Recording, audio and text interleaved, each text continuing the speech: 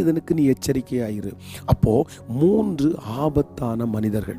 Number 1, முதலாவதாக இவங்க உங்களுக்கு ரொம்ப டேஞ்சர். யார் அப்படின்னா, எப்போ பார்த்தாலும் இன்னொருத்தரை குறித்து உங்கள்கிட்ட குறையே சொல்லிட்டு இருக்காங்கன்னா அவங்க ரொம்ப டேஞ்சரானவங்க.